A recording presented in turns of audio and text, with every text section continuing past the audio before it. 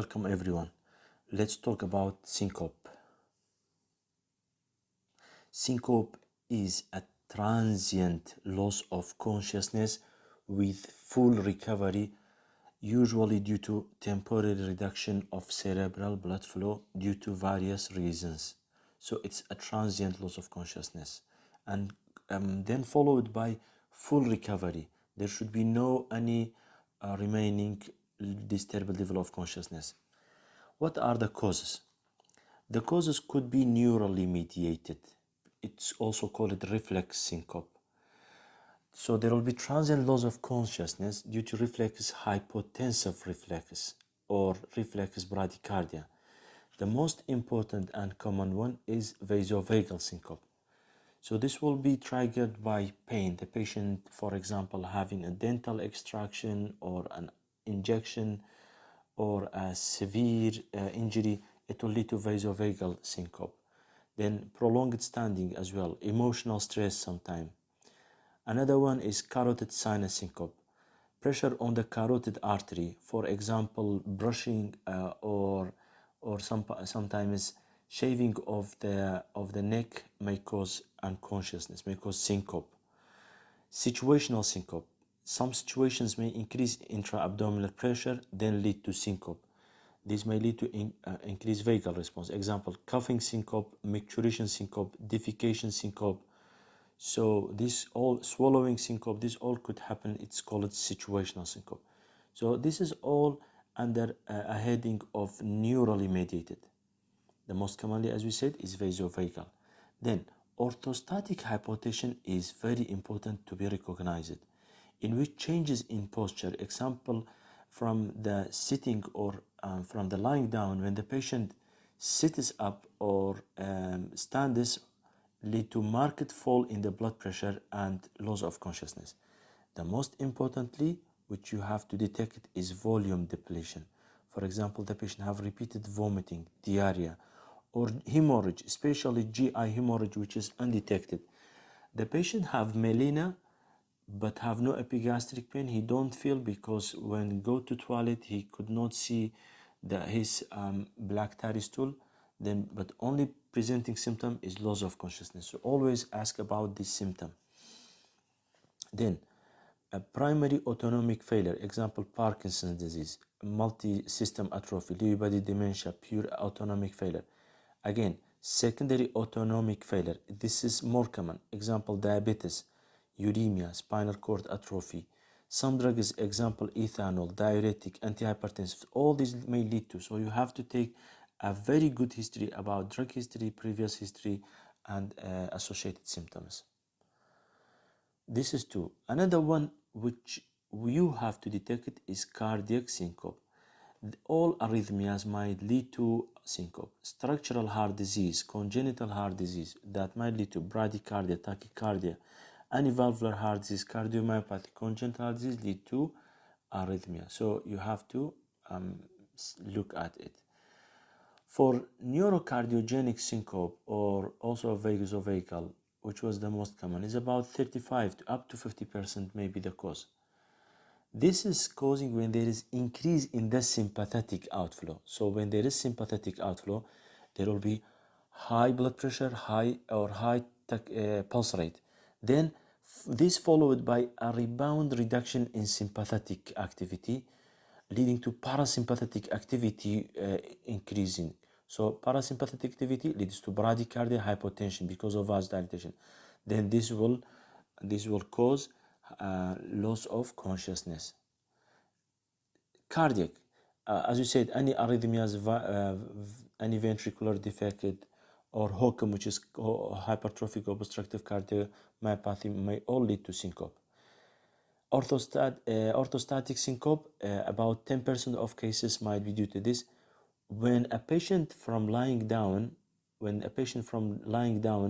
then stands, if their blood pressure changes, decreases more than 20 millimeter systolic and drop more than 10 millimeter mercury diastole, it means the patient is having orthostatic hypotension. This orthostatic hypotension is usually due to volume depletion. example, due to dehydration, hemorrhage. So it might be due to some medications that cause vasodilatation as well. Neurological, as we said, neurological is less common, called also psychiatric syncope. So this includes neurological syncope include, for example, basilar artery migraine. The patient have a migraine attack, and with it they lost consciousness temporarily. Vestibular dysfunction in the ear, vestibular basilar ischemia. So this is due to posterior stroke.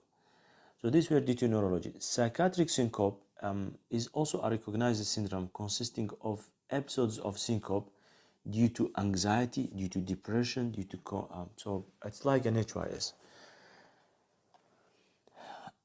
So despite that, about 35 to 50% it is idiopathic. There is no cause being found. So that's why always you have to search for it by a thorough history, then investigations and examination.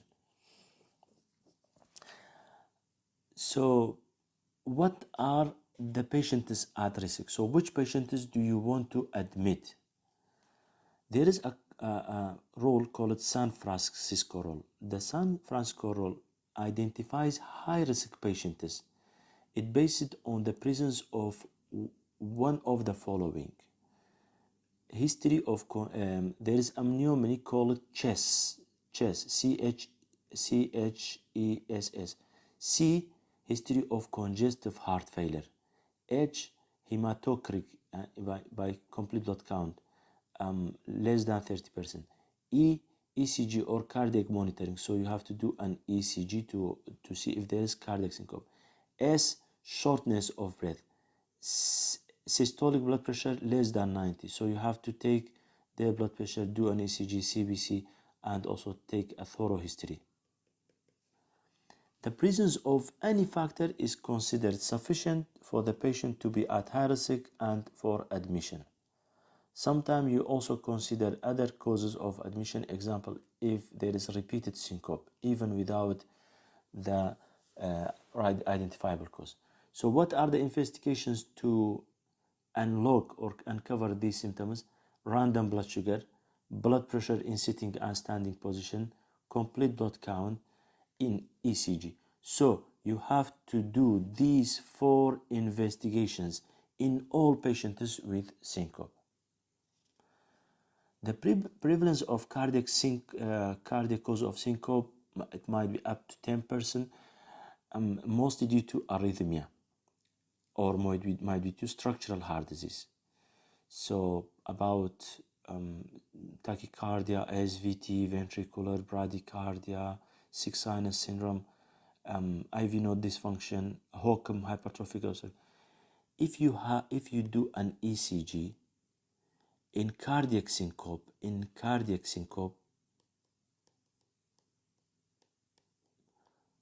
and it means that if the cause of the syncope is from the cardiac, 90% of them, they have abnormality in the ECG. But this is not easy to detect it.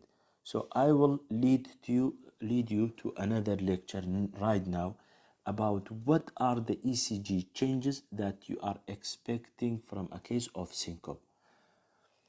First, SVT. What are the characteristics of SVT? As you know, it is rapid, narrow QRS. There is no P wave. It is a T wave. There is no P wave, and it is regular as well. So if you see these things, it is an SVT. It might be due to the cause of syncope. Then, the same case, it is rapid, but no P wave, but irregular.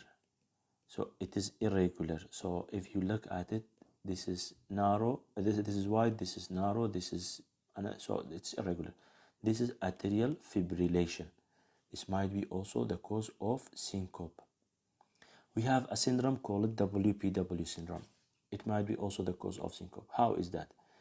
In this way, there is an accessory pathway. So this is normal pathway of transmission of electricity from the SA node to the AV node, then to the bundle office, then to the left and right bundle branch. This is normal electrical activity. But in WPW syndrome, there is an accessory pathway in which the electricity, when it goes to the left bundle, it goes back to the AV node. So this way it produces an ECG change, which is consisting of short PR interval, and there is a slurring of the R wave, call it delta wave. So these two findings is sufficient to say that this patient is WPW syndrome. This is another example: short PR interval and also delta wave. You have to look at it, otherwise you cannot see. So you have to be thorough and targetful. LGL syndrome is another one which is very similar. The problem is that there is a pathway which bypasses AV node, so the electricity does not go normally to the to here.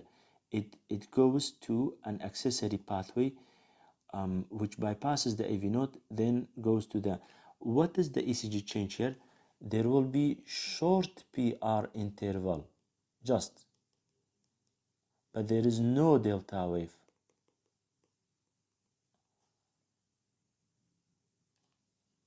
So just short PR interval. These are the extra electrical activity called James fibers. So again, short PR interval without delta wave is called LGL. Atrioventricular blocks, especially the second degree AV block Mobis type 2 or third degree. These are commonly causing syncope. The first degree and second degree Mobis type 1 less likely. So you have to know what are the types of AV block. You have to look thoroughly in order to look to see the cause of the syncope on the ECG. We have 6 sinus syndrome, especially in elderly or those who have ischemia to the SA node, in which there will be periods of tachycardia, bradycardia. So there is bradycardia, then become tachycardia, then become bradycardia again. Although this ECG is more exaggerated, but if you see, there is a bradycardia followed by a tachycardia. So the sinus is sick. HOCM, hypertrophic obstructive cardiomyopathy. This may present with sudden death. This is usually, there is family history of this problem, history of sudden death in young family. Especially during sports, they will have a problem. So what is the structural problem? There is thickening of the ventricular septum. These patients might need surgery. What is the appearance on ECG? There will be a Drager sign in inferior and lateral lead. So these are lead 2, 3, and AVF, and also lateral leads, especially V5 and V6. There is a Q wave which is very narrow, very deep, like a dragger. So if you look at them, you can see the dragger. And again, if you do not search very carefully, you may not see that one. So you have to take history and then go to the ECG. So again, lead 2, 3, and AVF, there is QF, and also lead V5, viscous. The Brugada syndrome is also another well-known problem. So in Brugada syndrome, in V1, V2, V3, there is an ST segment which goes up very rapidly, then goes down like a hell. So this is called a COVID ST segment elevation. There are other types which more hard to be recognized on the ECG, but the type 1 is more common and more easily recognized. So this is Brugada. There is COVID ST elevation in the lead 1, 2, and 3. This may cause sudden death or may cause they may cause syncope. So you have to send them for a cardiology in order to they may do surgery for them, or they may put an ICD for them. Arrhythmogenic right ventricular cardiomyopathy. called ARVC, arrhythmogenic right ventricular. What happens here? Here, the right ventricular wall is substituted with fatty tissue and with fibers. So what will happen? When normally electrical activity goes to this side, it causes contractions. While if, so this is a normal muscle, but if electrical activity goes here, it will lead to arrhythmia. This type of arrhythmia may appear on the ECG. How? By this wave called epsilon wave. So after QRS, there will be a very small wave called epsilon wave. So if you look closely, you can see the epsilon wave. If you were not aware about this, not looking carefully or closely, you cannot see it. So again, there is a delta, there is a epsilon wave, which is specific for right ventricular cardiomyopathy. Right ventricular arrhythmogenic cardiomyopathy. We have a long QT syndromes. The long QT you have to measure from the Q up to the end of the T, so long QT interval. Normally it should be between 350 to 450, but if more than that, it's abnormal. Sometimes QT interval cannot be, so for example in this case it is large because each large square is 200 millisecond, so it's multiplied by 3, it equals to about 600. But there is a formula called Bazet formula. This man was called Henry Cuthbert Bazet. The Bazet corrects the QT interval by the heart rate.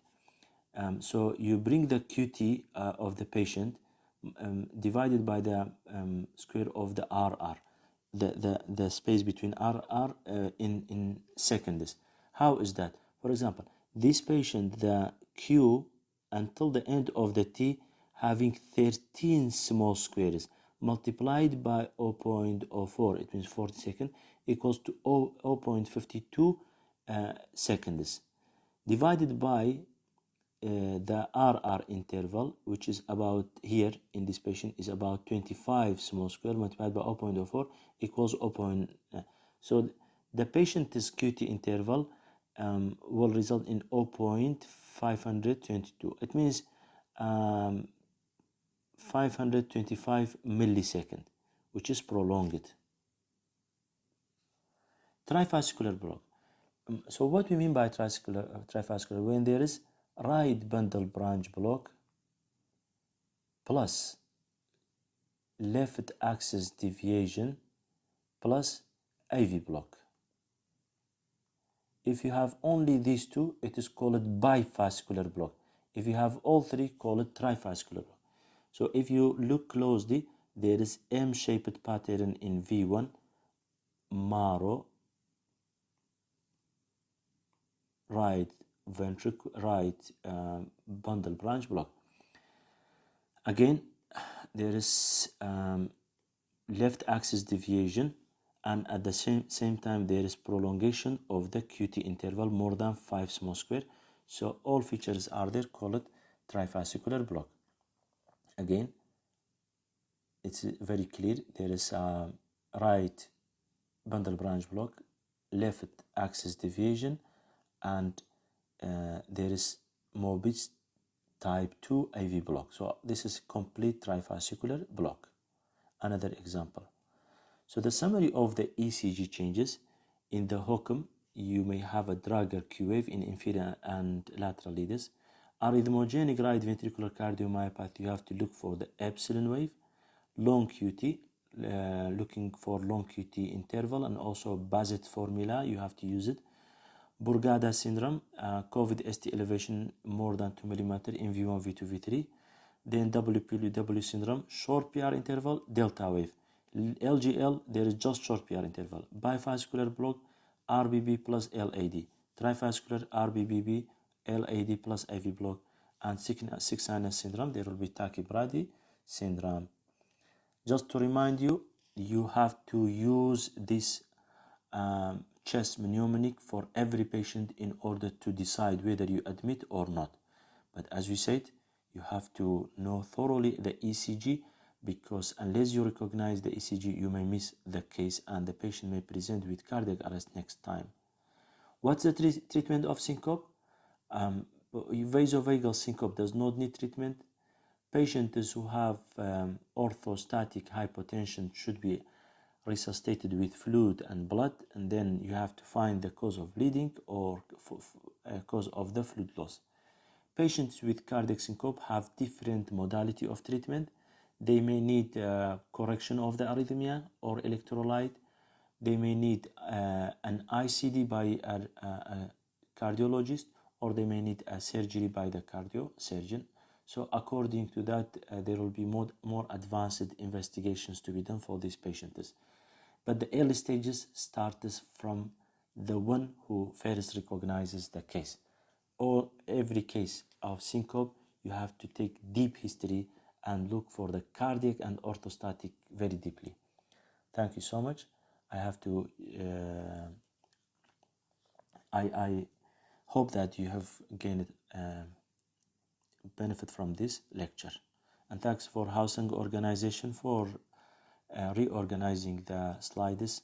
And this was in collaboration between Hawler Medical University in Kurdistan in Hawler, and also Kurdistan Society of Emergency Medicine. Thank you.